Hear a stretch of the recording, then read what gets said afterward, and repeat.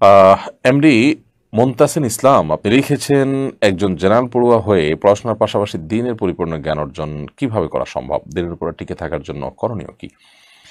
খুবই সুন্দর একটি প্রশ্ন করেছেন ভাই মুনতাসিন। আপনার প্রশ্নের উত্তরে বলতে চাই, জেনারেল শিক্ষিত হওয়ার পাশাপাশি, জেনারেল স্টুডেন্ট হওয়ার পাশাপাশি আপনি দ্বীনের পরিপূর্ণ জ্ঞান অর্জন করবার জন্য প্রথমত কোরআনে কারিমের শুরু থেকে শেষ পর্যন্ত সংক্ষিপ্ত হলেও একটা তাফসিরের সহযোগিতা নিয়ে পড়ে শেষ করা দরকার। সেই সাথে প্রিয় নবী সাল্লাল্লাহু আলাইহি সাল্লামের জীবনী, যে কোনো একটা জীবনী বা একাধিক জীবনী শুরু থেকে শেষ পর্যন্ত পড়ে শেষ করা দরকার। তৃতীয়ত, নবী সাল্লাল্লাহু আলাইহি সাল্লামের হাদিসের একটি গ্রন্থ আপনার কাছে থাকা দরকার। সেটা নির্বাচিত হাদিস গ্রন্থ থাকতে পারে, রিয়াজুস সালিহিন হতে পারে, অন্য আরও ফয়জুল কালাম একটা হাদিস সংকলন আছে, অত্যন্ত চমৎকার এবং গুরুত্বপূর্ণ। বাংলাদেশের একজন লেখক মুফতি ফয়জুল্লাহ রহমতুল্লাহ এটি সংকলন করেছেন। এছাড়া আবদুল্লাহ জাহাঙ্গীর রহমতুল্লাহ বইগুলো ইসলামিক জ্ঞান অর্জনের জন্য অত্যন্ত উপকারী, সেগুলো আপনার কাছে থাকতে পারে। সেই সাথে ওলামা ইকরামের সান্নিধ্য, সংস্রব, তাদের কোনো মজলিস, হালাকা, সেগুলোতে আপনার নিয়মিত আসা যাওয়া করা উচিত। এবং দিনী সোসাইটি যারা পরিপূর্ণভাবে হারাম হালাল মেনটেন করেন, আল্লাহর ভয় তাদের মধ্যে আছে, ইসলামের যে নির্দেশগুলো আছে সেগুলোর প্র্যাকটিস তাদের মধ্যে আছে, এরকম মানুষদের সান্নিধ্যে খুব বেশি থাকা দরকার। ইনশাআল্লাহ দিনের মাধ্যমে দিনের জ্ঞান অর্জন করা, দিনের উপর টিকে থাকাটা সহজ হবে। এরপর প্রশ্ন করেছেন মাসুদ করিম, আপনি লিখেছেন, আমি একজন শিক্ষক। টেক্সট বুকে যদি ধর্মীয় ও ঐতিহাসিক কোনো বিভ্রান্তিকর তথ্য থাকে, তাহলে পাঠদানের ক্ষেত্রে আমার ভূমিকা কি হওয়া উচিত? প্রথম কথা হলো যে, সরাসরি যদি কোনো ভুল তথ্য থাকে, তো আপনি বইয়ে যা আছে সেটা সন্তানকে বোঝাবার পর সেটার বিষয়ে আপনার মত আপনি অবশ্যই ডেফিনেটলি উল্লেখ করতে পারেন। সে রাইট আপনার থাকা উচিত এবং থাকার কথা। বিশেষ করে ধর্মীয় বিষয়ে যদি কোনো বিভ্রান্তিকর তথ্য থাকে, ভুল কিছু থাকে, তো অবশ্যই আপনি ভুলকে ভুল বলবেন। ভুলকে যদি সঠিক বলতে আপনাকে বাধ্য করা হয় বা আপনি বাধ্য থাকেন, তাহলে সে চাকরি করাই আপনার জন্য জায়েজ হবে না। এবং আমাদের সন্তানদেরকে বিপদগামিতার পথ থেকে বাঁচাবার জন্য আমাদের প্রত্যেকটা মানুষকে স্যাক্রিফাইস করতে হবে, সংগ্রাম করতে হবে, সচেষ্ট থাকতে হবে। আল্লাহ সুবহানাহু ওয়া তাআলার কাছে যে আমরা জান্নাত আশা করব, আল্লাহ তাআলার কাছে যে আমরা নাজাত আশা করব, মাগফিরাত আশা করব, তার জন্য তো আমাদেরকে অবশ্যই স্যাক্রিফাইস করতে হবে। স্যাক্রিফাইস করা ছাড়া তো আমি এমনিতে মুখোমুখি আল্লাহ তাআলার কাছে জান্নাতের আশা করতে পারি না।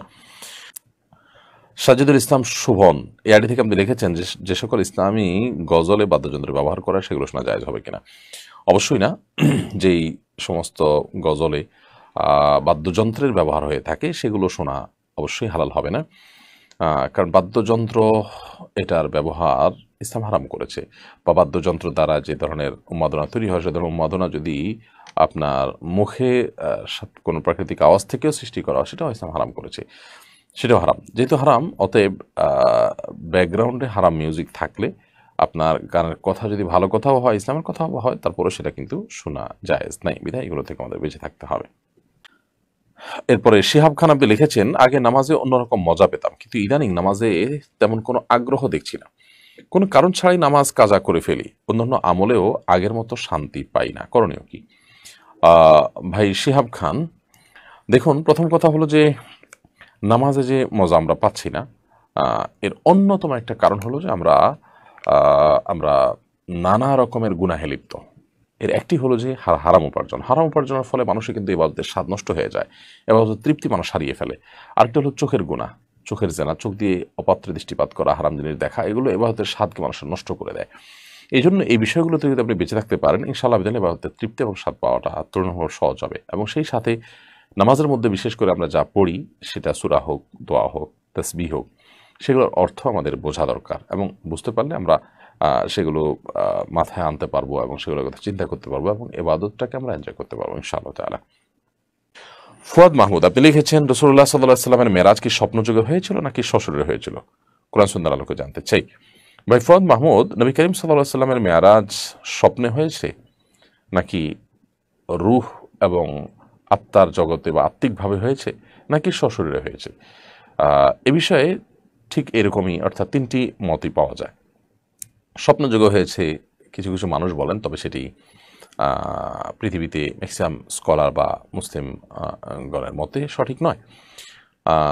কোনো কোনো সাহাবীদের মন্তব্য পাওয়া যায় যে তারা নবী সাল্লাল্লাহু আলাইহি সাল্লামের মেরাজটাকে রূহের জগতে হয়েছে বলেছেন, কিন্তু সেই দাবিটাও জমহুর বা সংখ্যাগরিষ্ঠ সাহাবী, তাবি, তাবে তাবিন এবং মুসলিম স্কলারগণ খণ্ডন করেছেন।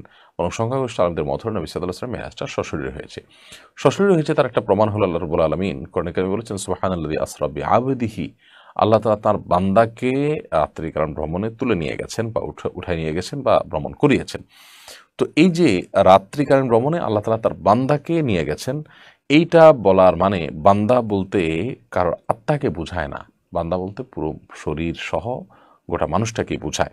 এরকম আরও যত আয়াত হাদিসে প্রসঙ্গে আছে সবগুলো দিকে তাকালে বোঝা যায় এটা সশরীরে হয়েছে, সশরীরে ছাড়া আপনার আত্মিকভাবে হয়নি। যদি সশরীরে নাই হবে তাহলে বোরাক নামক প্রাণী উপর তাকে বহন কেন করতে হবে, এটার উপরে চড়ে কেন তিনি যেতে হবে যদি আত্মিকভাবে হয়? আত্মিকভাবে যাওয়ার জন্য তো এগুলোর প্রয়োজন হয় না। সবচেয়ে বড় কথা হলো যে আত্মিকভাবে কিংবা আপনার স্বপ্নজগৎ যদি হতো তাহলে নবী সাল্লাল্লাহু আলাইহি ওয়াসাল্লামের এটা মিরাকলের ব্যাপার থাকতো না। স্বপ্নজগৎ আমরাও অনেকে অনেক কিছু দেখতে পারি, সম্ভব সব জানা জাহান্নাম বা অনেক কিছু দেখতে পারি।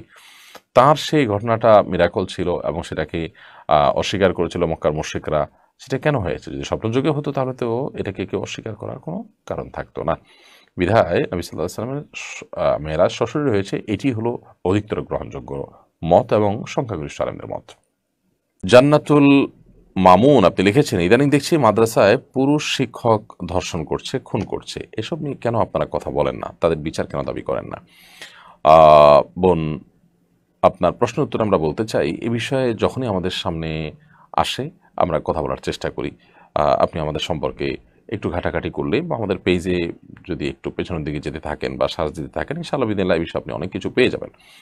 অন্যায়কে সবসময় আমরা অন্যায় বলার চেষ্টা করি আলহামদুলিল্লাহ, কিন্তু বাস্তবতা হলো যে মাদ্রাসা শিক্ষকদের সবাই যে ফেরেশতা তা না, এটা যেমন সত্য, ঠিক তেমনিভাবে মাদ্রাসা শিক্ষার্থীদের এবং শিক্ষকদের মধ্যে যে অনাচার, অনৈতিকতা এবং মন্দকর্ম, এগুলোকে যদি আমাদের সমাজের স্বাভাবিক যে চিত্র আছে এটার সাথে আমরা তুলনা করি, কম্পেয়ার করি, তাহলে সেখানে অনেক কম দেখতে পাবো। যার কারণে যেটা ঘটে কম সেটা আলোচনা কম হয়, এটা স্বাভাবিক। কিন্তু অন্যায়কে আমরা অবশ্যই অন্যায় বলি। বরং আমরা তো বলি যে মাদ্রাসা শিক্ষকরা যদি এমন কোনো অন্যায় লিপ্ত হয় যে অন্যায়ের পরে ইসলাম চরম শাস্তির কথা বলেছে, তাহলে ইসলামী বিধির আলোকে তাদের উপরে শাস্তি কার্যকর করা হোক। তারা সে শাস্তিটিকে মাথা পেতে নিবে, তারা সেটাকে স্বীকার করে বিশ্বাস করে, অতএব সেটাকে অবিচার হবে বলে আমরা মনে করি না। অ্যাটলিস্ট ইসলামী বিচার এবং দণ্ডবিধি এটা কার্যকর করার ব্যাপারে আমরা বলেছি যে অন্তত যারা ইসলামকে প্র্যাকটিস করে তাদের উপরে এটা কার্যকর করা হোক।